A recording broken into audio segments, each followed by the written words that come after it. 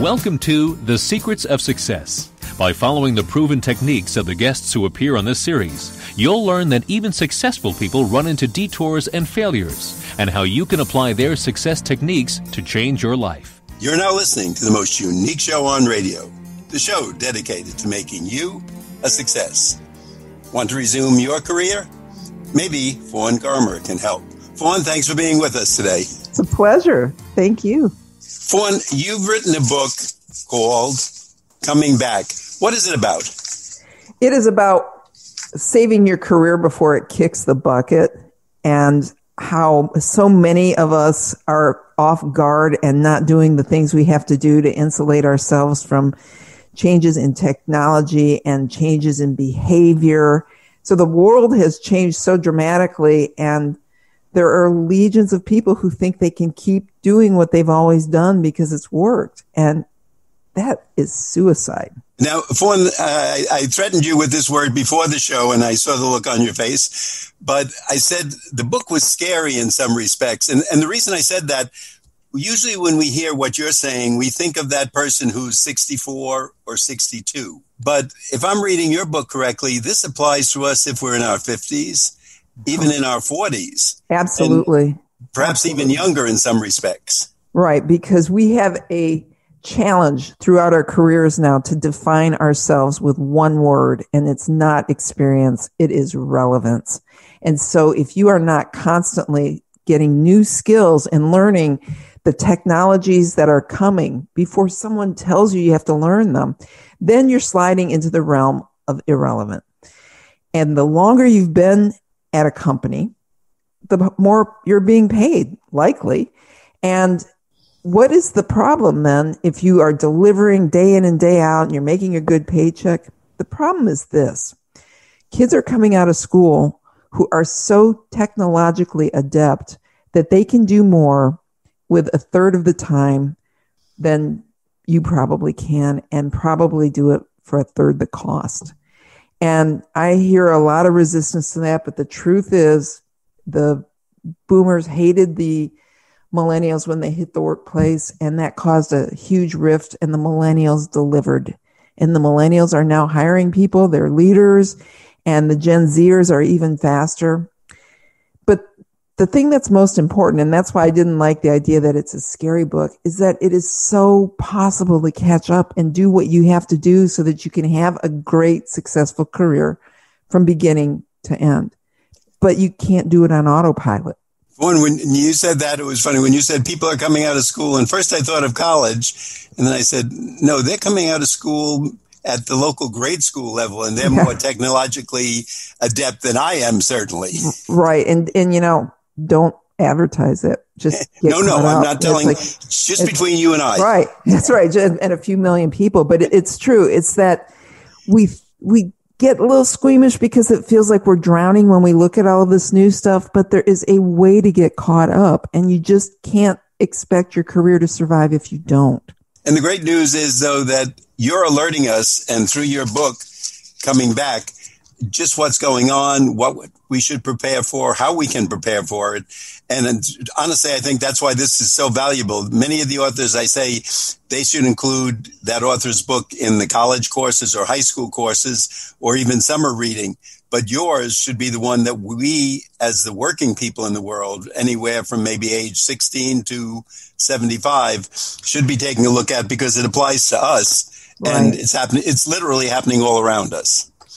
And you cannot be smug or cocky about what you're doing. It's like, if I once gave a speech to the group of Young Lawyers Association, the Young Bar Association, and I was a little older than them, and I said, "Go ahead. I believe in reincarnation, and by the time I die and come back, and you're my age, you'll be pooping in your depends, because payback is going to happen." So that the millennials that may be a little nasty to the boomers are going to get the payback from the Gen Zers. So there's always going to be a bright, shiny object, somebody who knows more and is faster. And that's why it doesn't matter how old you are, take responsibility for your knowledge and what you're going to do with your career so that you're driving it forward instead of standing still, holding your breath. And one of the quotes from your book that I highlighted in bright, bright yellow was, success grows when you're adding new skills. So I think to our audience, that's what you're telling us today. If we want to be relevant, it can't be that we added new skills when we were 24 or got our MBA or maybe even finished our doctorate if we were fortunate. It's literally has to be every year now. And every day now. Every day. It used to be that you got out of college and you had a skill set that would last a career. And then it got to the point where they said, oh, the skills will last about 5 years. And now some of them don't even make it for 2 years. And so it's on us to constantly look and see what the trends are in our industry and study and learn them in advance, because then we are so valuable. We are indispensable. We're leading the change. If you've got the big paycheck, you have to lead the change, not react to it and not be dragged along by it. I promise you, if you let yourself get behind, you're going to make yourself irrelevant, and irrelevant means expendable. Instead, there are so many ways to get caught up. We have so much online learning available, and I know it's intimidating. Can I tell a quick story here? When I was a reporter in my first career, and they got these machines, and they told us to get ready because these machines were coming that were going to help us get on something called the information superhighway. And they kept talking about the information superhighway, and they were going to give us this training, and it was going to change everything. Information superhighway, information superhighway. And of course, the machines come and they do the training when I am on vacation. I come back and I said, hey, when are they going to give the next training on the information superhighway? And they said, oh, there's not going to be another training. And I kept watching other people going up and using those machines. And I would tell myself, I don't know the information superhighway. I'm never going to get caught up. I don't know what I'm going to do. And so for about 3 weeks, I just watched, and I didn't tell anybody that I didn't know how to use the information superhighway. And then finally I said to the woman in front of me, I don't know how to use the information superhighway. And she goes, you don't? Oh, come here. So she drags me over there and pulls up a search engine. She says, what are you working on? And I said, oh, some series on casino gambling in Colorado. So she says, type that in, type it in. She goes, hit search. She goes, now click one of those things. And it was a link, and up comes an article. And she goes, see, there's all your research right there. And of course, that was the internet. But it seemed like something that was so unwieldy, and it was something so easy to learn. And that's the case with much of our technology. We just have to find the way so that we can grasp it. We don't need to learn to be programmers, but we need to learn what technology does so that we're good advisors on how to use that technology to lead the company and our profession into the future. So, big example is this concept of blockchain, and that's the technology where one piece of data travels, and it's very confusing. It's what is used for cryptocurrency and a lot of supply chain. And I couldn't understand it, and I kept reading articles, didn't get it at all. Like, I would never get it. And so then I started looking at YouTube videos, still completely confused. And then I saw a 4-minute video that said, how to teach blockchain to a child. And I watched it, and then I got it. So if you don't understand something, don't let it freak you out. Just go to the simplest source, even if you have to learn it the way a 6-year-old learns it. And that's what I did. I think it was meant for 5-year-olds. I love enough. That approach. It's enough. I saw that in your book. I think that's great, because there are so many of those websites or books today, whatever the subject is, for dummies, for idiots, right. for people, and that all applies to me. So I always go to those books when I'm looking for something, because I know they'll break it down to at least a level I can begin to understand. Right. And we have made a mistake traditionally of thinking that if we need a new job or if we want a promotion, we highlight our experience, because it's all about the experience, right? And you have to understand the workplace's attitude has changed, because it sees experience as a badge of what you were in the past and not about what you're going to deliver in the future. They only care about your relevance. So instead of saying what you did, they don't care until all things are equal. Then they might care a little bit. Instead of talking about that, take classes. And the 2 websites I send people to the most are Coursera.org and edX.org. So that's Coursera.org edX.org, and edX is just edx.org. And these are sites where they have courses from the best institutions in the country, where they have classes taught from the best professors at the best institutions, and the classes are mostly free. You don't need to take it to get the certificates, so don't pay for that. And you don't need to worry about getting an A on the test. You're there to get the information. So you can take a class in artificial intelligence from a very engaging professor at Harvard. Or I started this with a class in innovation at MIT. And that makes me sound really smart, right? If I drop that into conversation. But honestly, all I did was watch a bunch of videos and learn how the innovative process works and how I can apply that. And then I went. We don't know that. That's the neat thing. We don't know how you learned, whether you went 5 years to school, took a master's or doctorate, or you got the book AI for Dummies. Right. But you need the information, and you need in your conversations with people who are your peers, your bosses, to sprinkle the conversations with things that show that you're current.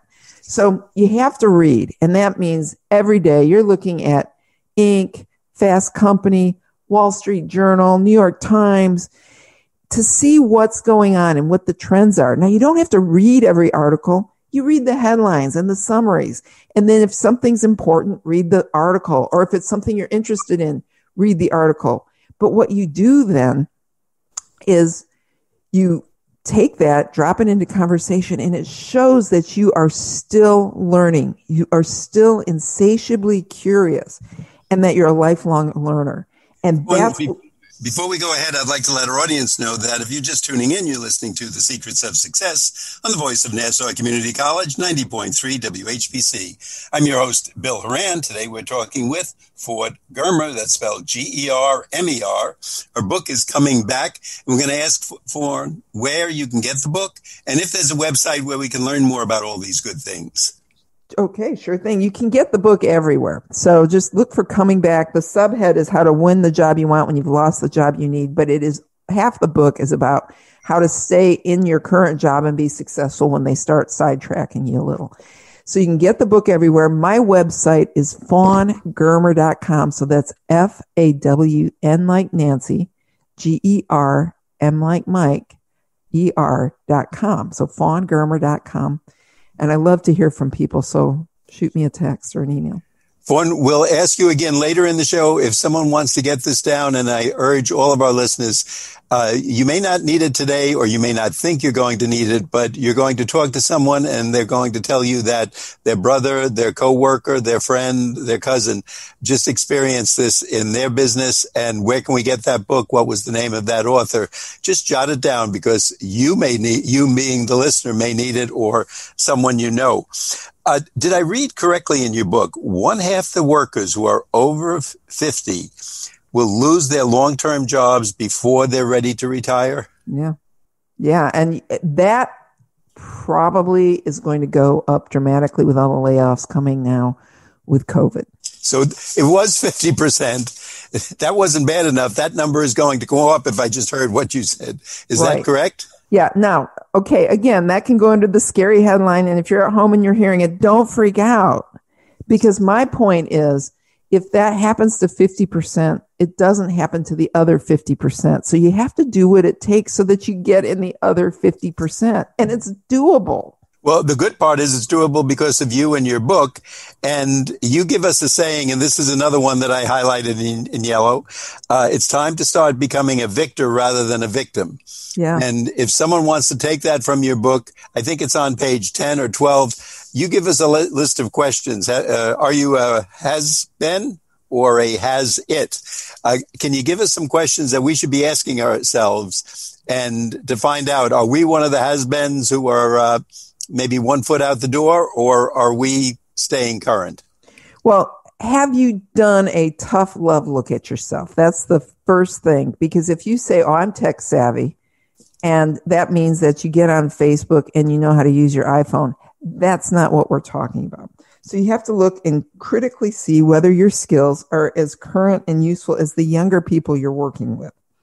And then have you taken charge of your own educational development? And that means, have you actually searched for trends in your industry and trends in your job so that you know what's coming and that you take the classes and do the reading so that you're ready in advance. And that's important. You have to know what's coming because companies don't care if you're the best person for the job today. They're worried about 5 years from today.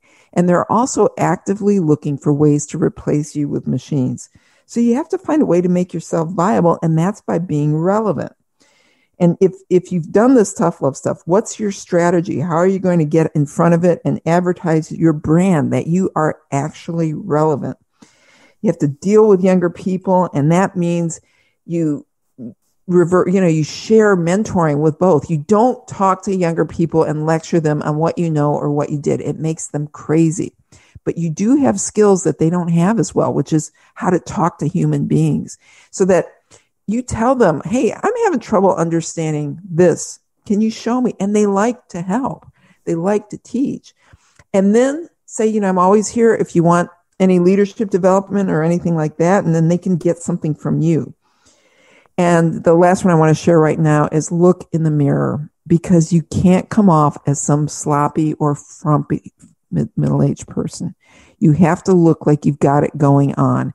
And that means that you've looked at your wardrobe, you've looked at your hair, and you've figured out what you have to do so that you are the cool person in the office, not the old person in the office. And even though my book hits hard on people who've taken a leave to raise a child or take care of a relative or even take a time out to see the world because they have trouble getting back in and placed as well.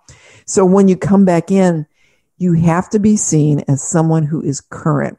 So that is as physical as it is in terms of your qualifications. Now, for one of the professions that I would always think would be pretty well protected, and I've seen a lot of respect over the years for, is the really good salespeople in the world. They have a skill. It's a human skill, one-on-one. And I thought of all the groups, they would be the ones that people want to save because they're generating income for the business and actively bringing money in, new clients, et cetera, et cetera. But in your book, you have a very interesting story about a person named Renee Lay, I think her name is. Right. Can you tell us why I'm emphasizing that story? Well, and if you knew the company where she worked, I told you it would break your heart because it's a company that I'm sure every person listening to loves. And she was due some promotions, told what was coming, didn't get them, kept getting bypassed. And finally, she sat down with her boss, who was younger than she, and said, I don't understand the problem here. And he said, you have all this trash in your head. And he used the name of the company and trash. And she was like, well, it's not trash, it's experience. And he said, no, it's trash. Because there is this feeling that institutional knowledge is not valued and that what you did is what's going to slow you down right now. So they were betting on younger people who were moving faster. They were betting on the future. And so she hadn't branded herself that way. And she kept hanging in there telling me, at least I don't have to compete for a job with all of those other middle-aged people who are out of work. And that can be a mistake if you keep your head down thinking you'll sit it out or squeak on by. And she had to take a medical leave for a few weeks. When she came back, they fired her. And it's relevance. She would be the first person to say that. Just to emphasize, as I read in the book, she was a really excellent salesperson, yes. Top of the chain. Yes. This was not someone who wasn't meeting quotas or was visibly a problem to people. She was one of their best people, right? But dollar-wise, they felt that she was the voice of the past, and they are worried about future, particularly with sales, because the buyers are getting younger. So if you're using the old techniques, is that going to work in 5 years? They really want the person in the job right now that's going to kill it in 5 years. And what I find so strange about that is that the retention of younger workers is so much less. They come and go so quickly. So wouldn't you want somebody who you actually are going to have sitting in that chair in 5 years? But that's not how it's working. Fawn, I think more and more as you're talking, people are saying, wait, who is this person? So I want them to know that if you're just tuning in, you're listening to The Secrets of Success on the voice of Nassau Community College, 90.3 WHPC. I'm Bill Horan, but our guest today is Fawn Germer, Germer. Her book is Coming Back. And Fawn, you're going to tell us where the website is and where we can learn more. Okay, yeah, my website is fawngermer.com. So that's FAWN like Nancy, GERM like Michael, ER.com, fawngermer.com. And where is the book available? Where can we get Coming Back? It's everywhere. Okay, that's good to know because I think there's going to be a lot of people who are going to maybe fear it a little bit, but it's going to save their job, so it's well worth it. Now, another stat I read in the book, something like 49% of today's jobs will vanish in the next 10 years. Bill, doesn't that freak you out totally? It really does. And I mean, 47% is almost a half. And they're going to be gone. And so if I go to school for 4 years and study X subject, I may come out and be on the downturn of a field that is really disappearing in 3 or 4 more years. Is that right? Yeah, if you're studying to be a paralegal and you're only going to do it the way they're doing it right now, but if you're going to figure out how to be the one who's using that technology to build business and create more opportunity, then you're going to benefit from it. Or if you're an accountant, I mean, accountants are getting replaced with artificial intelligence. You know, they've got robots that are going to deliver food to tables for people. They have cars that are flying. So, and they've got the self-driving Uber car. So there go all the Uber drivers, right? It's not going to stop. So you have to always keep looking to see what's coming. And that was a very controversial study that Oxford did. It said 47% said in 10 years, at the most 20 years. But even if it's 20 years, oh my God, can you imagine what the workplace would look like without half the jobs that exist today? I don't want to imagine it, yet I know from reading your book it's good if I do, because then I'm preparing for it, right, which is the right thing to do, rather than say to myself, oh, it won't happen to me, or it won't happen in this location or in this field, because it is literally happening all around us and we see it. And I guess we just have to come to the realization. What about those of us who say, well, you know, I followed the rule. They said, don't jump around from jobs. And I've been at my current job 5 years. I better stay here because I'll look like a job jumper. Did I read something in the book where longevity at a job is no longer the preferred time period? Right. And that actually started quite a while ago. They want you to learn what you need to learn and move on. And if you're really valuable, they may fight to keep you. But the expectation is that you're not going to stay for your entire career or even for 10 years. And a lot of the younger people are staying 2.5 years at a job and moving on and moving on. And they're just getting smarter and smarter every time they do it.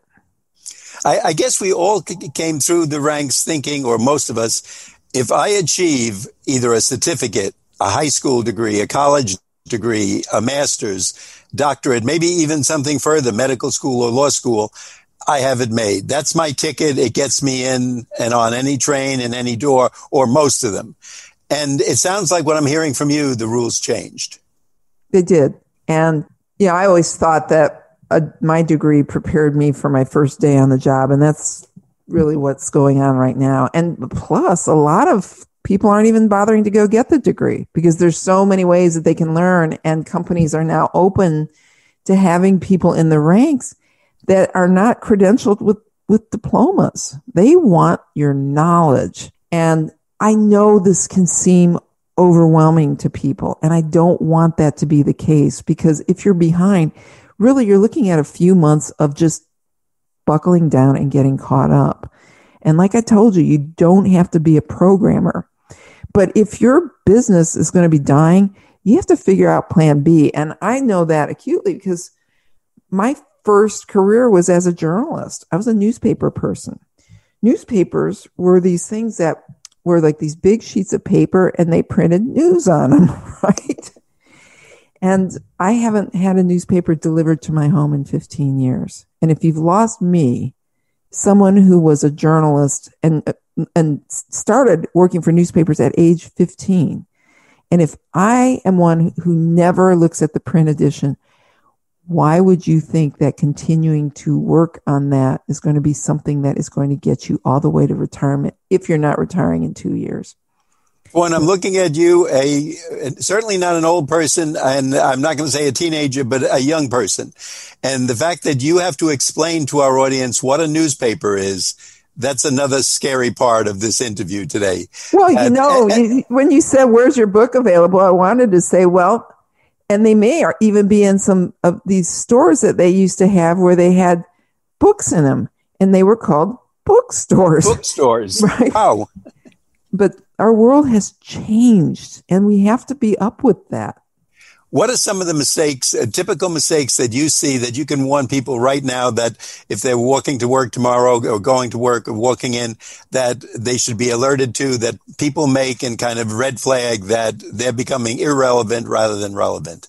Just doing what you've always done because you think you do a good job and that's going to be recognized and rewarded. That is fatal, because it doesn't matter if you're doing a good job today.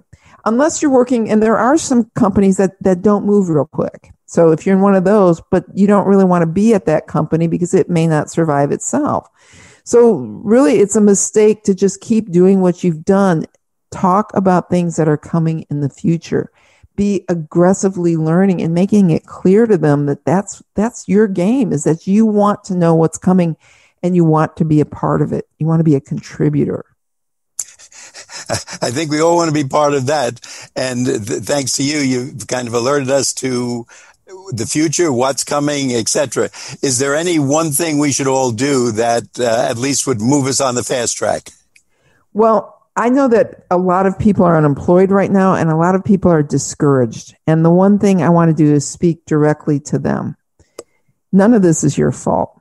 Don't take it personally. You are not the only person who ever fell behind. This is very common. What you do now is on you, because I'm giving you the information and the path that you need.